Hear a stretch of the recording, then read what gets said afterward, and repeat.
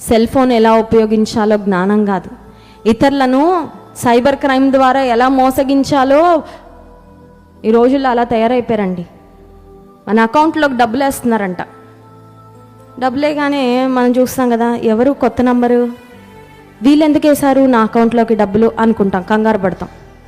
వెంటనే వాళ్ళు మనకు ఫోన్ చేస్తారంట. ఫోన్ చేసి పొరపాటున నేను ఎవరికో పంపించబోయి మీకు పంపించేశాను, ఆ డబ్బులు మళ్ళీ నా అకౌంట్లో మీరు వేసేయాలంటే నేను ఒక లింక్ పంపిస్తాను, లింక్ క్లిక్ చేయండి అంటారంట. మనం ఏమనుకుంటాం, మేము దేవుని బిడ్డలము, మాకెవరి డబ్బులు వద్దు కదా, అక్రమంగా మనకు వచ్చే డబ్బులు మేము ఎవరిని మోసం చేయమని లింక్ క్లిక్ చేస్తాం. లింక్ క్లిక్ చేయగానే మన అకౌంట్లో డబ్బులన్నీ వాడికి వెళ్ళిపోతాయి. ఇదేంటంటే ఇదొక మోసం. ఇంకా అప్పటి నుంచి మన ఏడుపు మొదలవుతుంది, వాడి సెలబ్రేషన్. ఎందుకు చెప్తున్నామంటే ఈ మాటలు ప్రేమతో చెప్తున్నామండి. క్రైస్ట్ వర్షిప్ సెంటర్కి వచ్చే దేవుని బిడ్డలు ఎవరు మోసగించబడకూడదని చెప్తున్నాం ఈ మాటలు.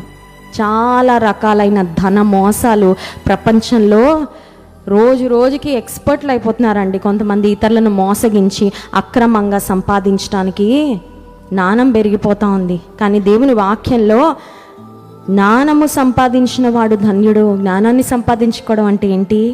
ప్రభుని సంపాదించుకోవడమే. Because he is the source of wisdom, he is the source of knowledge. ఆయనే జ్ఞానము, జ్ఞానం ఇచ్చేవాడు ఆయనే. దేవుని వాక్యాన్ని నువ్వెంత పఠించి దేవుని వాక్య జ్ఞానంలో నువ్వెంత పెరుగుతావో అంత బ్లెస్ అవుతావు. నా జనులు జ్ఞానం లేక నశించిపోతున్నారని ఉంది కదా. నాశనం వైపుగా కాకుండా ఆశీర్వాదం వైపుగా, ఫలభరితమైన స్థితి వైపుగా మన జీవితం సాగాలంటే దేవుని గూర్చిన జ్ఞానంలో మనం ఎదగాలి. వివేచన కలిగిన నరుడు ధన్యుడు.